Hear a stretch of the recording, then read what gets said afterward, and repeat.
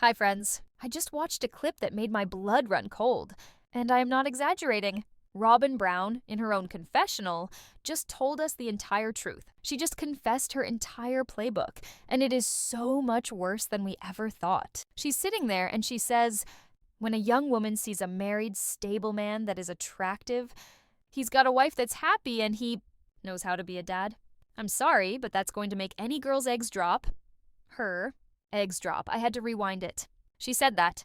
She is telling us right to our faces that the most attractive thing about Kody Brown was that he was already married, that he was stable, that he was marriageable material because another woman had already done the work. You guys, this isn't a love story. This is a hunt.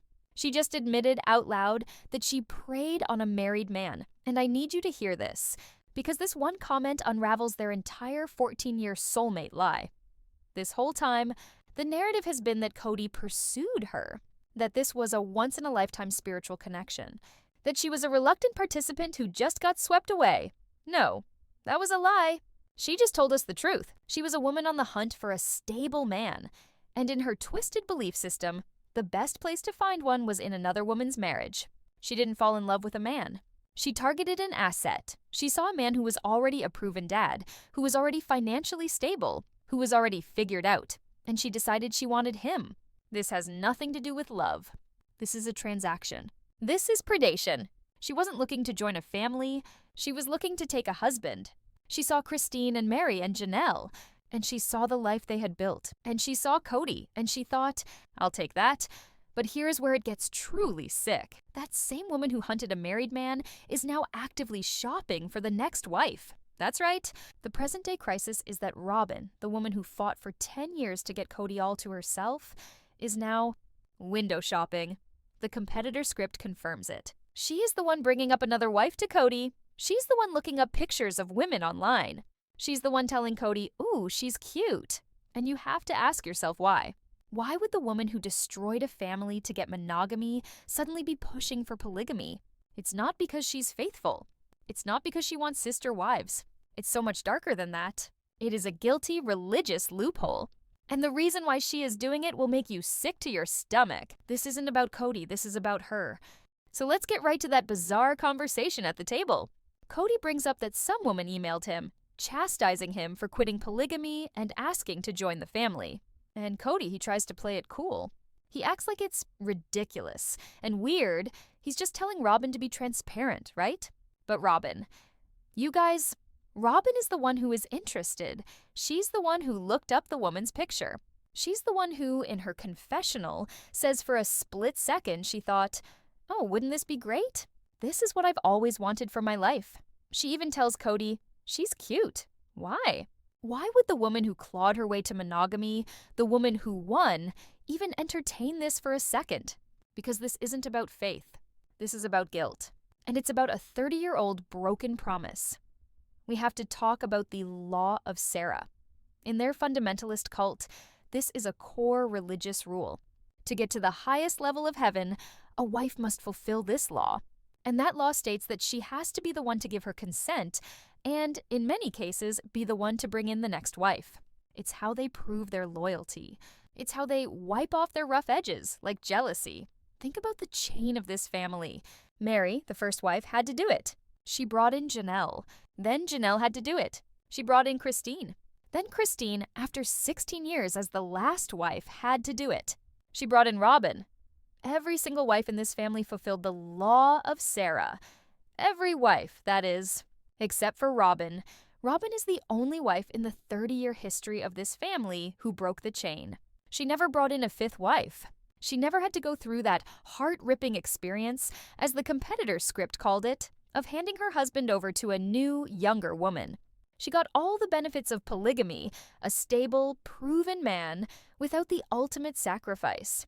She got to be the last wife, the final wife, the only wife. So when she's sitting at that table, shopping for a new wife, telling Kody, she's cute, this isn't her being a good sister wife. This isn't her being faithful. This is Robyn, 14 years too late, trying to check a religious box she failed to check. This is her, in her own twisted way, trying to wash away the guilt of being the one who failed the principle. This is the moment where the entire soulmate story just shatters. Kody and Robyn are having this weird, tense talk about whether a new wife is ridiculous. And Kody says, "It didn't used to be ridiculous." And then he looks at Robyn and he says the quiet part out loud. He says, Robyn and I falling in love made Christine ridiculous because Christine did not handle that experience well. I need you to stop and hear what he just said. He is still blaming her. After all these years, after all the pain after she left him, he is still rewriting history to make her the problem. His affair with Robyn wasn't the problem. His lies weren't the problem. His abandonment of his pregnant wife wasn't the problem. No. Christine's reaction to his cruelty, that was ridiculous. This isn't just revisionist history. This is him confessing that he was never a husband. He was a perpetrator, and he's proud of it. He's not just the man who caused the pain. He's now casting himself as the victim of her reaction to the pain. It is the most twisted, narcissistic logic I have ever heard. He's justifying the complete emotional and physical abandonment of his wife. He follows it up by saying, "Was I in love with Christine as much as I was in love with Robyn? Well, that was part of the problem." He says, anytime you have two entities, one is going to outshine the other. Christine couldn't deal with that. He's saying this like it's a law of physics, like he had no choice. He's an object. She's an object. Robyn was just the shinier object. So, of course, Christine should have just understood. She should have been fine with it. Her pain was an inconvenience to his new love story. Her not handling it well was what made things ridiculous. Not the 11-day honeymoon. Not the secret wedding dress. Not the kissing. Her feelings. He's not just justifying his affair. He is angry that Christine had the audacity to be human. He admits it. He says, "Could I fairly love all of these women? I wanted to. I really tried to. I even faked it." He faked it. He's admitting he faked his love for Christine, for Mary, for Janelle. He's admitting he was a liar. And he's saying it all with a straight face, like it just proves his point. He is so far gone in his own victim narrative that he cannot see the monster he's describing. He's describing a con man. He's sitting there across from the one woman he won. And he is trashing the wife he abandoned. He's blaming her for the family's collapse. He is, to this day, furious that she didn't just sit there and shut up and take it. But for the first time, for the very first time, Robyn is about to turn that blame right back on him. So after Kody finishes his tirade, after he blames Christine for being ridiculous, the entire conversation shifts. The air gets cold because Robyn, for maybe the first time ever, stops playing the victim. She stops crying, and she turns the blame with surgical precision right back onto Kody. She has her big moment. She stops being the battle buddy, and she speaks her truth. And it is devastating. She looks at him, and she lays out the dream she was sold. She lays out what he was supposed to do as the patriarch, as the man. And she describes the man he failed to be. She says, "How beautiful would that have been? To have us sitting here at the table, and for you to be able to say in front of the other wives, 'Hey babe, I got you. I'm going to make sure your needs are met.'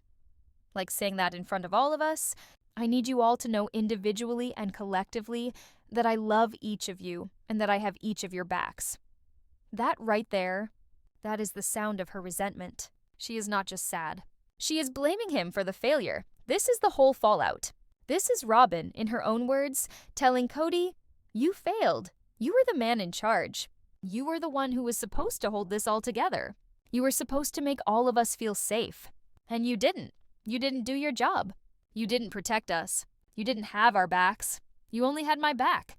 And in doing so, you destroyed the very thing I was promised." She is telling him, to his face, that his failure is the reason her dream eroded. She's not blaming Christine for leaving. She's not blaming Janelle for choosing her kids. She is putting the blame squarely, 100%, at Kody's feet. He was the leader, and he failed. The man she gave her life to, the man whose stability made her eggs drop, turned out to be the weakest link of all. And in that moment, the sides are drawn. It is Kody versus Robyn. And the love story is officially dead. This is not a conversation between soulmates. This is a post-mortem between two people who are trapped. This is a blame game. She is seething with resentment. You can hear it in her voice. She's not just mourning the family. She is mourning the life she was supposed to have. She wanted to be the queen, surrounded by a community. Instead, She's the janitor, stuck cleaning up the emotional mess of the one broken man who is left. She just called him a failure. She just told him he didn't do his one job. And Kody, he cannot handle this. He cannot take one shred of real criticism, especially not from his last loyal wife. And his reaction is about to show us exactly why Christine said Robyn is always walking on eggshells. So Robyn, for 1 second, spoke her truth. She blamed him. And what does Kody do? Does he hear her? Does he hear the pain in her voice? Does he hear her mourning the dream he sold her? Of course not. Kody doesn't do empathy. Kody only does defense. He doesn't hear her pain. He only hears an attack on his ego, and he cannot and will not tolerate it. You see his entire body language change. The blame Christine energy is gone, and now it's cold, robotic defensiveness. He looks at her, and he doesn't say, "I'm sorry." He doesn't say, "You're right." He hits her with the ultimate conversation killer. He just says it's just all it is a confirmation of my own failures.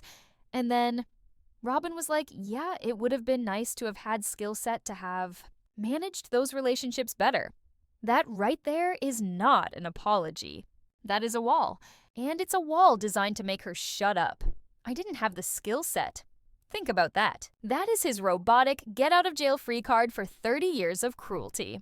It's not I made selfish choices. It's not I was a bad husband. It's I lacked the skills. It's like a bad employee saying he just wasn't trained properly. It is the ultimate non-apology. It takes all the humanity, all the choice, all the cruelty, and turns it into a technical problem. He's a robot admitting to a bug in his code, and he does it for one reason, to make her feel bad for pointing it out. And I need you to watch what Robyn does next, because this is the entire toxic dynamic of their marriage in 1 second. The instant she hears that coldness in his voice, she panics. The strong woman who was just blaming him, gone. She completely collapses. She sees his anger and she starts to backpedal so fast it's terrifying. She immediately starts trying to manage his ego. She says, "That's not what I'm trying to do. Honey, I failed, and I've spent years being angry about it." She starts apologizing to him. She starts sharing the blame. This is it. This is the walking on eggshells that Christine has been talking about for years. This is the proof.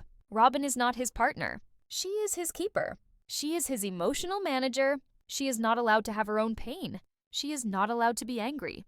The second her resentment makes him feel bad, she has to drop her own feelings and rush to comfort him. She has to apologize for his failures. This isn't a partnership. This is a hostage situation. And the core emotion in this marriage, it's not love. It is fear. She is terrified of his anger. And that fear is about to lead to the single most devastating confession Kody has ever made about their soulmate marriage. Hi, friends. So after all of that, after the eggs drop confession, after the blame game, after Robyn confronts him, and after she's forced to apologize for his failures, the argument just ends. There is no resolution. There's no hug. There's no, "I'm sorry, you're right." There is just this cold, dead silence. And in that silence, Kody Brown, the soulmate, the king, looks at his one remaining wife, and he delivers the line that ends their entire fairy tale for good. He says, "I'm just trying to make the best of it here with you in our happy little kingdom."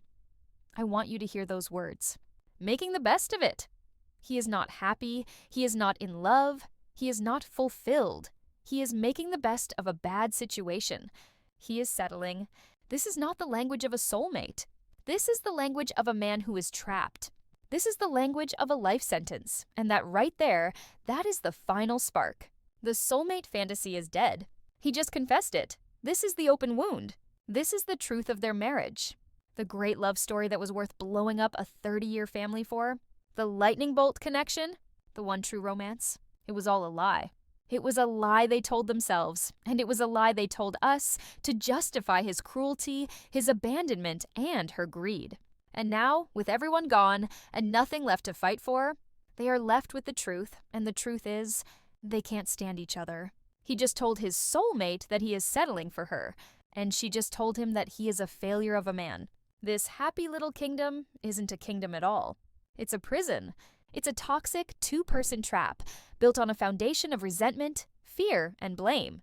He destroyed 30 years of his life and abandoned 13 of his children for this. To make the best of it. This is the real state of their marriage. It is loveless. It is a blame game. It is two people who are deeply, deeply unhappy and are now just resigned to enduring each other. He got his loyal wife and she got her stable man, and they are both miserable. This isn't a romance, you guys. This is the saddest ending in Sister Wives history.